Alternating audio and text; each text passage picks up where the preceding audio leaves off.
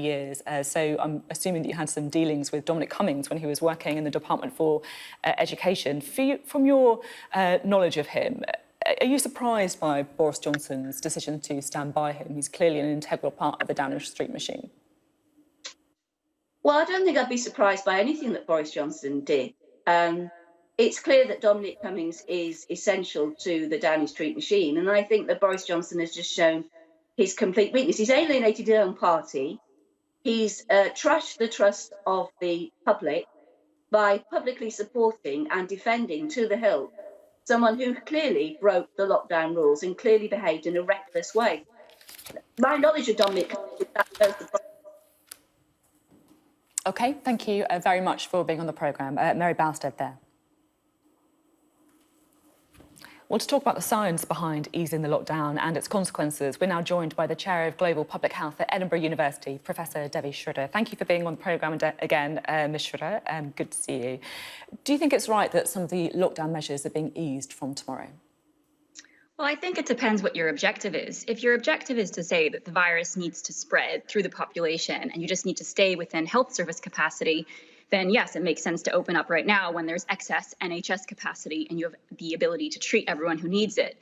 If your objective is to contain the virus, to drive numbers down and to try to, in a sense, get rid of it so no one is exposed to it, then it is not the right measure right now to open up. I mean, there are currently 8,000 new infections in England, according to the Office of National Statistics. What level do you think that should be at before we start to ease the lockdown? Well, if we look at other countries which have been opening up and which we want to be in the position of, I'm thinking, South Korea, Australia, New Zealand, Norway, Denmark, Germany, they've been able to bring down infections at least to the low hundreds, ideally into the double digits.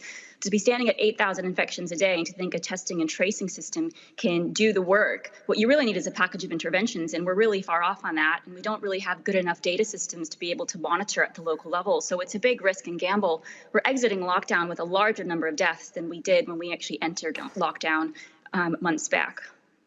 Members of SAGE, the scientific committee advising the government, have spoken out to say that some of them believe that the lockdown is being eased too early.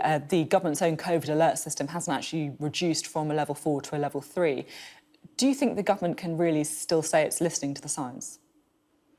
No, it's clear that there's a divide now, and these are political decisions, and science can advise on them. So take the issue of schools. Scientists can lay out the uncertainty. We can lay out the worry about teachers and parents and grandparents and wider community transmission. But the ultimate decision has to be made by politicians. So I think what they should be saying is they consider the science and hopefully they listen to it. But the decision and who actually has the accountability are the politicians and leaders. Do you think it's inevitable that we could see an increase in cases of coronavirus? I'm very sorry to say that I think it is right now inevitable looking at the numbers. The only thing that might, in a sense, save England is the good weather and the warmth if this virus does indeed die outside quite quickly. But yes, it's incredibly worrying because the numbers are not low enough to have a testing and tracing system take over. The countries that manage to exit, what we want to be getting to is where community transmission is eliminated, that you have clusters of cases appearing, and that these are like little fires that you keep extinguishing as needed through having a testing and tracing system that can quickly monitor and catch those. So coming back to the question of schools, what we want to be having is actually testing in schools. We need to be treating schools like how we've been treating hospitals and care homes. These are institutions that need to be monitored, and teachers need to be tested, older students need to be tested. We don't have yet those monitoring systems in place.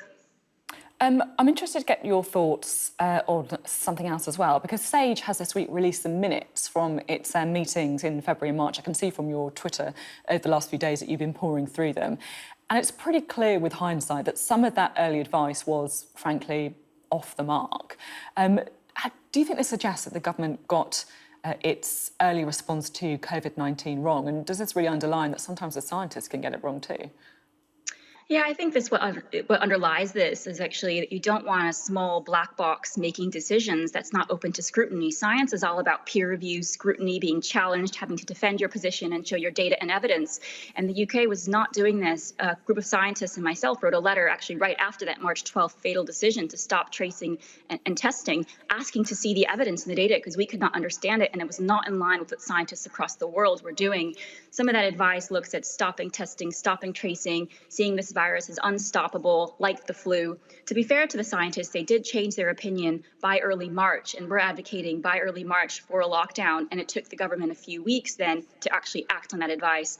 But yes, I think the lesson from this is transparency, diversity at the table, as well as, the mistakes that can happen when you have a small group making decisions for a large number of people. OK, Devi, Sridhar, always good to talk. Thank you for your opinions there. Thank you.